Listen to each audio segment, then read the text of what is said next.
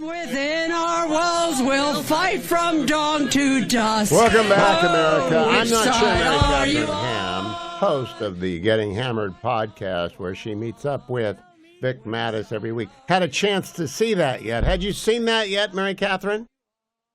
Yeah, I'm on the other side. That's Okay. the answer. Yeah.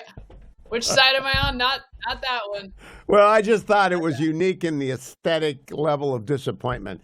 I don't even have an analogy to the Olympics. It would be like the diver hitting the board. Yeah, it's that bad. I gotta say, there's gotta be one person in that crowd who can sing. Put that person on the mic. Put that person on the mic. It's a pretty old crowd, and the young person who's hip with the fro doesn't look to me to be really into the singing. Mary Katharine, I have two recommendations. One, every soon-to-be parent, you've never had a child before, you need to listen to Getting Hammered, if only for parenting advice on toddlers being a menace. And two, you had to warn grandparents as well about the jump. I've gone through 6 grandchildren now, another one on the way, and the jump from the second step, you can't stop weight training because they'll knock you over. No, yes, that is very important. They will take you by surprise. You have to be in shape and you have to have your reflexes quick, no matter what age you are, if you're taking care of a toddler. How many headbutts have you taken? Oh, gosh, so many. One actually broke my nose, but I recovered okay. It's not quite the same nose it used to be. But. Oh, I've never had that kind. I'm just telling people, if they want reality of parenting 101, Getting Hammered is excellent. And Vic's got teenagers, so you get both the driving school experience and the toddlers. Mary Katharine, I want to go very serious very quickly. Earlier in the show, I read President Trump's tweet about his call with Putin today. Volodymyr Zelensky followed up with a tweet about his call with the president, which reads, I had a meaningful conversation with POTUS. We long talked about opportunities to achieve peace, discussed our readiness to work together at the team level, and Ukraine's technological capabilities, including drones and other advanced industries. I am grateful to President Trump for his interest in what we can accomplish together. We also spoke about my discussion with Secretary Scott Bessent and the preparation of a new document on security, economic cooperation, and resource partnership. President Trump shared details of his conversation with Putin. No one wants peace more than Ukraine. Together with the U.S., we are charting our next steps to stop Russian aggression and ensure a lasting, reliable peace. As President Trump said, let's get it done. We agreed to maintain further contact and plan upcoming meetings.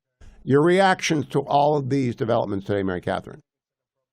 I mean, stop Russian aggression sounds good in concert with the peace part. I don't want the peace part to mean that everyone falls victim to Russian aggression in the future, right? That's the concern, is that you're giving way and you're allowing that to happen. I get a little concerned about Trump on this front, wanting a deal, wanting peace over making sure that there's a very solid, good deal in place.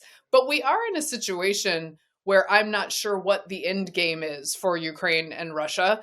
And I want to make sure that the U.S. is as supportive as possible with resources and particularly technology and things that Biden seemed to sort of like just breadcrumb them with a little bit of help and a lot of money, but not actually the technological things that they would need to use to actually be more successful. So I think Trump is maybe more likely to be friendly to the bellicosity of the Ukrainians at times, or give them more equipment. But I am a little wary of where he's headed on this. No, he named his negotiating team. General Kellogg has been doing the spade work to prep it up.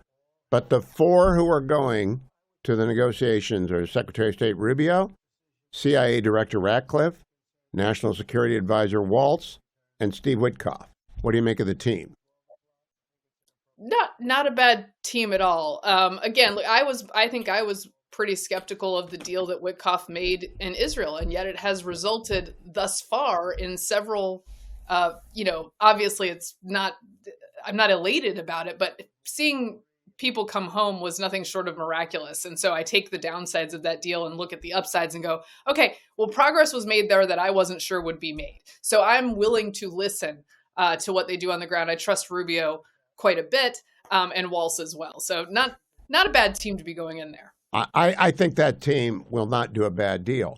Now, turning to what you just referenced, the ceasefire, I think it's dead. Hamas is now trying frantically to wave a white flag, but not the whole white flag.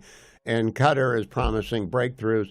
I don't think Donald Trump is for backing up when he's laid it down. Do you? Yeah, so he's. I appreciate the way he spoke about this because Hamas is the one that broke it, as usual. They're like, we're not going to send hostages home this weekend, even though that's part of the deal. And, I know the international community likes to ignore when Hamas breaks the deal, but they did. And so he's speaking about it in the terms that normal people understand, which is when you see these hostages come home, particularly these last 3 men, you go, how long can the others last if they are still alive in these conditions? And so you want to do something about that. Now, what he did was he sort of unleashed Netanyahu to do something about it. Should Saturday come and 76 aren't home, we have to then read what will Netanyahu do at that point. But I think that Trump would certainly see it as a missed opportunity if Israel was not prepared to go forth with its own moves at that point. Defense Minister Katz said today, the gates of hell will open. They've staged at least 2 divisions and many brigades of special operators. I really think a gunfight that's not going to stop and bombing that won't stop until it's over will happen unless 76 bodies and people walk out. What do you think? I think that's very likely. I think the out for Hamas would be, okay, we'll give you 25. And then how does Israel say no to 25 even though they've violated the terms, right? This is the inherent problem here, is that they do feel this incredible responsibility, and the country is torn on this to bring everyone home and to do it at great cost, sometimes to their own security. And so you end up with a situation where if they give you a terrible offer once again, but it gets some folks home, you might be willing to take the terrible offer. They'd better turn them over at the Gaza border without the show and tell that backfired on them so badly. Mary Katharine Ham and Vic Mattis do Getting Hammered twice a week. You can find that podcast wherever podcasts are available.